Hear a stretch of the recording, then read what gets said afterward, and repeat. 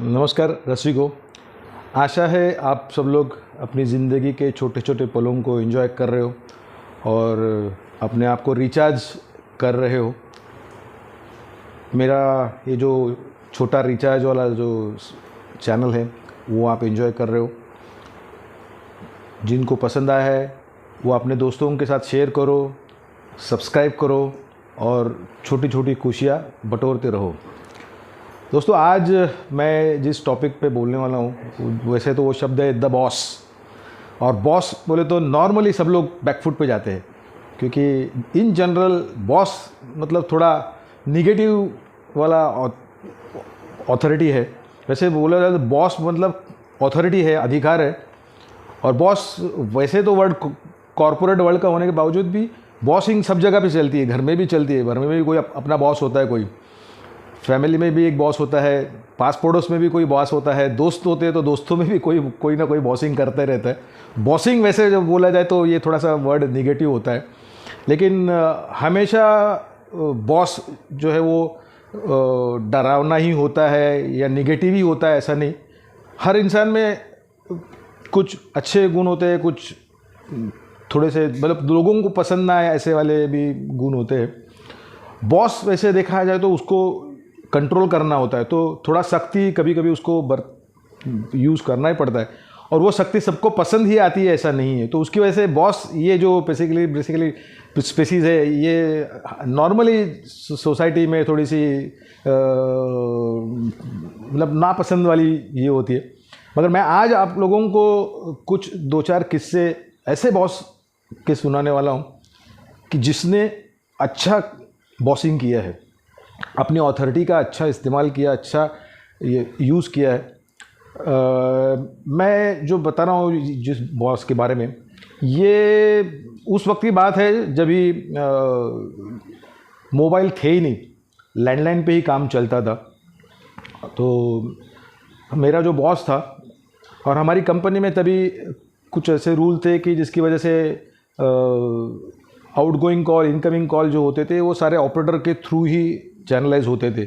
Direct किसी को phone करने की सुविधा उपलब्ध नहीं थी। तो मेरे घर में कुछ मेरी छोटी बहन की शादी का फंक्शन था, और जिसकी वजह से मुझे छुट्टी लेनी पड़ने वाली थी। और घर में हमेशा फ़ोन पे बात करते रहने वाला सिचुएशन था। तो मैं पहले तो बॉस के पास जब भी गया, बॉस को बोला कि सर मुझे छुट्टी चाहिए, एक 10-15 दिन की छुट्टी चाहिए। बोले क्यों? बोला सर मेरी सिस्टर की शादी है, तो उसके लिए मुझे छुट्टी लेने। अरे सिस्टर की शादी है तो तुमको क्या छुट्टी लेने की ज़रूरत है? बोला सर मेरे पिताजी है नहीं, तो घर में अभी वैसे देखा जाए तो मतलब मेल पर्सन में मैं अकेला ही हूँ। मेरे जीजाजी वगैरह है मेरे साथ में, वो हमेशा मेरे सपोर्ट करते ही रहते, मगर कुछ कामों के लिए मुझे तो पर्सनली थोड़ा इन्वॉल्व होना पड़ता है। तो बॉस ने बोला कि अरे तो ऐसा है तो एक काम करते हैं हम लोग, तुम्हारे घर में 2-3 अपने इधर के लेबर लोगों को हफ्ता 10 दिन के लिए रख देते। तुम्हारे घर वालों को बोलो, तुमको जो मांगता है उनसे वो काम करवा ले, तुम ऑफिस में आया करो। तो मैं बोला सर एक्चुअली आप थैंक यू वेरी मच, आपका ये जो जेस्चर है बहुत ही मतलब काबिल तारीफ़ है, मगर कुछ कामों के लिए तो मुझे वैसे भी तो घर में रहना पड़ेगा, क्योंकि मुझे कुछ इंस्ट्रक्शन देने हैं या कुछ बात करनी है घर वालों को, तो मैं यहाँ से तो कर नहीं पाता हूँ। तो बोले क्यों नहीं कर पाते? बोला सर अपने यहाँ पे तो वैसे भी तो फ़ोन जो है वो राउटेड थ्रू ऑपरेटर है, मुझे घर में फ़ोन करना है, एक तो पर्सनल फ़ोन अपने यहाँ पे अलाउड नहीं है, और घर का फ़ोन आ भी जाता है तो ऑपरेटर लेवल तक रुक जाता है, फिर वहाँ से मैसेज मिलता है, फिर मुझे बात करनी है तो मुझे बाहर जाके फ़ोन करना होता है। तो वो थोड़ा अचरज में हो गए, बोलते मतलब क्या बात कर रहे हो? बोलो तुम इवन जो तुम्हारे जो मैं इम्पोर्ट्स का काम देखता हूँ, तो अपनी एजेंसीज लोगों के साथ में जब भी तुम बात करते हो तो उसके लिए भी तुमको ऐसा ही करना पड़ता है? मतलब हाँ सर, और उसी की वजह से तुम्हारे फिर रिस्पॉन्सेज लेट आते हैं। मैं बोला हाँ सब ऐसा भी हो सकता है, अभी वो भी कारण है, क्योंकि जब फ़ोन कनेक्ट होगा मैं बात करूँगा तभी मुझे। तो बोला अरे ये तो कोई बात नहीं हुई। तो उन्होंने इमीडिएटली हमारे एडमिनिस्ट्रेटिव मैनेजर को फ़ोन किया, इंटरकॉम पे बात करी, बोले भाई ये क्या सिस्टम है? तो बोले सर ये अपने इधर का है, मतलब ऐसा ही सिस्टम है। तो बोले नथिंग डूइंग यार, बोलता है ये बंदा जो है दिन में उसको 15 बार अलग अलग एजेंसी से बात करनी होती है, और हमेशा वो हर बार वो ऑपरेटर पे क्यों डिपेंड रहना चाहिए।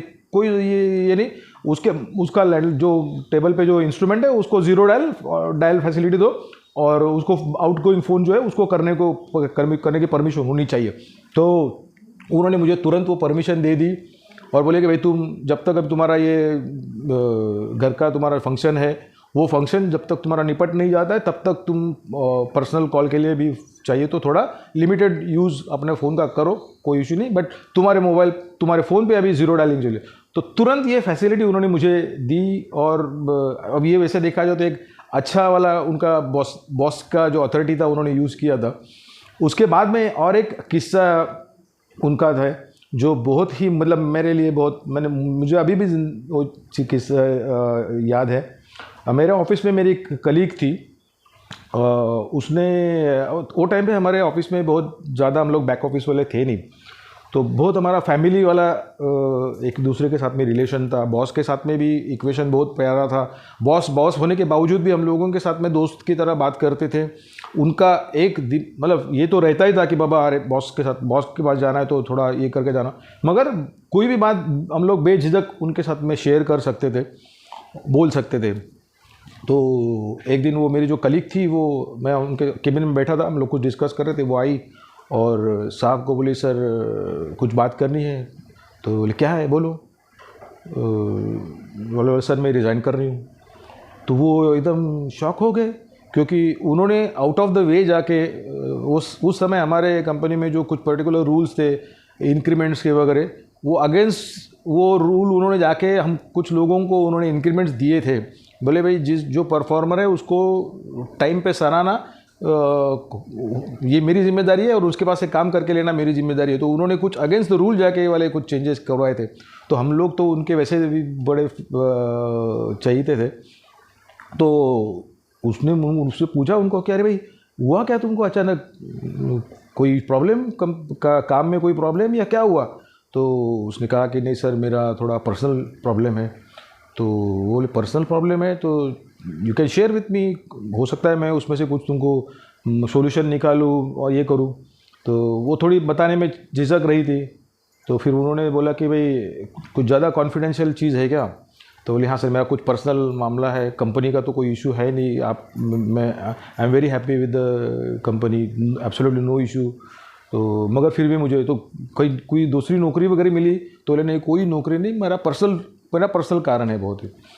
तो फिर वो बोले कि प्लीज़ मुझे बताओ, उज्ज्वल बैठा है इसके लिए तुम नहीं बताना चाहते तो उसको बाहर भेजता हूँ मैं। तो वो बोले कि नहीं सर उज्ज्वल को पता है। तो फिर तो वो एकदम ये बोले अरे भाई उज्ज्वल को तुम बता सकती हो और मुझे नहीं बता सकती, ऐसी कौन सी बात है। तो अब तो तुम बताओ, तुमको पता नहीं होगा मुझे कि क्या प्रॉब्लम है, तुम बोलो, मैं ज़रूर उसमें से कुछ ना कुछ तुमको सोल्यूशन निकालूंगा। तो फिर उसने उसका प्रॉब्लम बताया। बोले कि सर मैं प्रेग्नेंट हूँ। तो बोले अरे ये तो बहुत अच्छी बात है, प्रेग्नेंट हो तो इसके लिए तुम्हारा कॉन्ग्रेचुलेशंस, मगर प्रेग्नेंट है इसके लिए थोड़ी कोई नौकरी छोड़ता है। तो बोले सर नहीं मैं सिर्फ प्रेग्नेंट हूँ इसलिए नहीं नौकरी छोड़ रही हूँ, मुझे मतलब ट्रैवल नहीं करना है, बेड रेस्ट करना है, ऐसा वाला ये है। मेरी शादी के बाद में अनफॉर्चुनेटली मेरे 2 बार मिसकैरेज हुए हैं और ये अब के बार जो हुआ है तो मुझे बहुत केयरफुली ट्रैवल रहना है, तो इसलिए मैं जॉब छोड़ रही हूँ। तो फिर उन्होंने पूछा कि तुम तो यहीं पे रहती हो बाजू में। तो हमारे ऑफिस से उनका बाय रोड भी ट्रैवलिंग करेंगी तो आधा 1 घंटे का उसका घर का रास्ता था।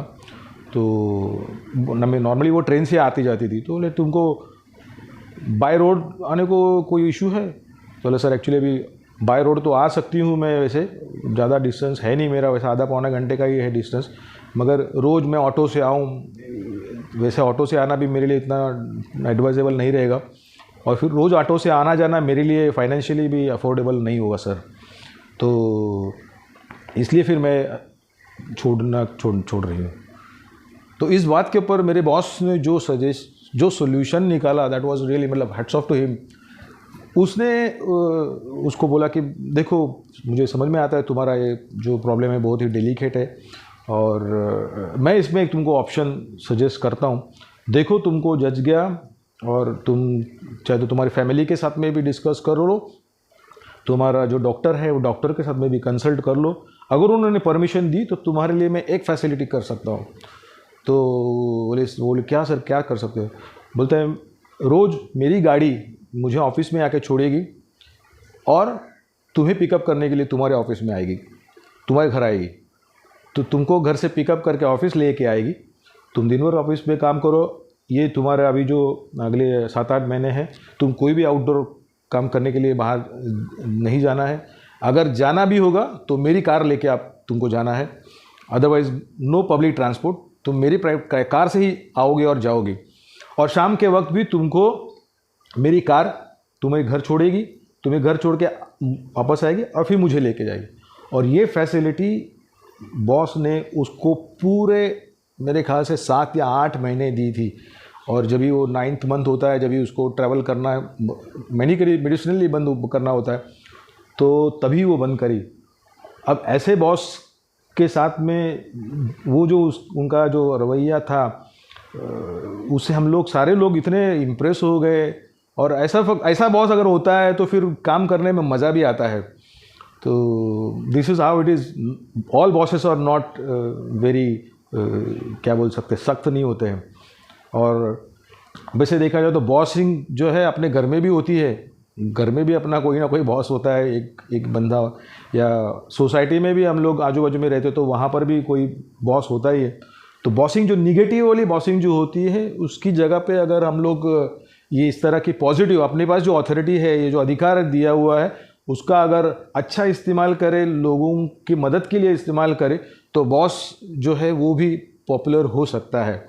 तो मैं आशा करता हूँ कि आप लोग भी, और मैं तो कोशिश कर ही रहा हूँ, हम सब मिलके अच्छा बॉस बनने की, अपनी ज़िंदगी में जहाँ भी हम लोग बॉस है वहाँ पे अच्छा बॉस होने की कोशिश करेंगे और अच्छा बर्ताव करने की कोशिश करते हैं। तो लेट्स डू इट, जियो और जीने दो। Thank you very much.